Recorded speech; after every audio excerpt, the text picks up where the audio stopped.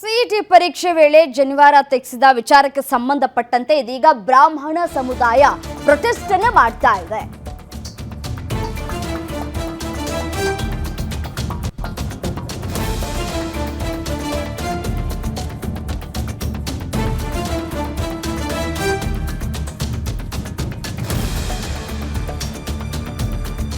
ಜನಿವಾರ ತೆಗೆಸಿದ ಅಧಿಕಾರಿಯ ವಿರುದ್ಧ ಶಿಸ್ತು ಕ್ರಮವನ್ನು ಕೈಗೊಳ್ಳಬೇಕು.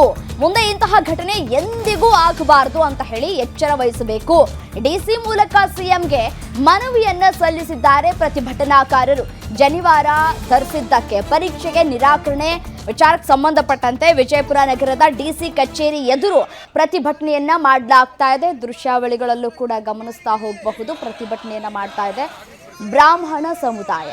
ಈ ರೀತಿಯಾಗಿ ಈ ಹಿಂದೆ ಯಾವತ್ತೂ ಕೂಡ ನಡೆದಿರಲಿಲ್ಲ, ಮತ್ತೆ ಮುಂದೆ ಯಾವತ್ತೂ ಕೂಡ ನಡಿಬಾರದು.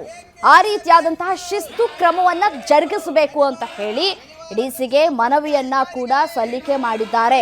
ಸಿಎಂ ಸಿದ್ದರಾಮಯ್ಯನವರಿಗೆ ತಲುಪಿಸಿ ನಮ್ಮ ಮನವಿ ಪತ್ರವನ್ನ ಅಂತ ಹೇಳಿ ಡಿಸಿ ಕಚೇರಿಯ ಮುಂಭಾಗ ಇದೀಗ ಬ್ರಾಹ್ಮಣ ಸಮುದಾಯದ ಎಲ್ಲರೂ ಕೂಡ ಡಿಸಿ ಕಚೇರಿ ಮುಂದೆ ಬಂದು ಪ್ರತಿಭಟನೆಯನ್ನ ಮಾಡ್ತಾ ಇದ್ದಾರೆ. ಮಹಿಳೆಯರು ಕೂಡ ಭಾಗಿಯಾಗಿದ್ದಾರೆ. ಈ ಒಂದು ಪ್ರತಿಭಟನೆಯಲ್ಲಿ ವಿದ್ಯಾರ್ಥಿಗೆ ಅನ್ಯಾಯ ಆಗಿದೆ, ನ್ಯಾಯ ಒದಗಿಸ್ಕೊಡ್ಬೇಕು ಅಂತ ಹೇಳಿ ಇದೀಗ ಆಕ್ರೋಶಗಳನ್ನ ಕೂಡ ವ್ಯಕ್ತಪಡಿಸ್ತಾ ಇದ್ದಾರೆ. ಯಾರು ಸಿಬ್ಬಂದಿ ಇದ್ರಲ್ಲ, ಯಾರು ಈ ಎಡವಟ್ಟು ಮಾಡಿದ್ರಲ್ಲ, ಅವರ ವಿರುದ್ಧ ಶಿಸ್ತು ಕ್ರಮವನ್ನ ತೆಗೆದುಕೊಳ್ಬೇಕು ಅಂತ ಹೇಳಿ ಪತ್ರವನ್ನ ಕೊಟ್ಟಿದ್ದಾರೆ. ಇದೀಗ ಪ್ರತಿಭಟನೆ ನಡೆಸಿ ಆತನ ವಿರುದ್ಧವೂ ಸಹ ಸರ್ಕಾರ ಕೂಡಲೇ ಕ್ರಮ ಕೈಗೊಳ್ಳಬೇಕು.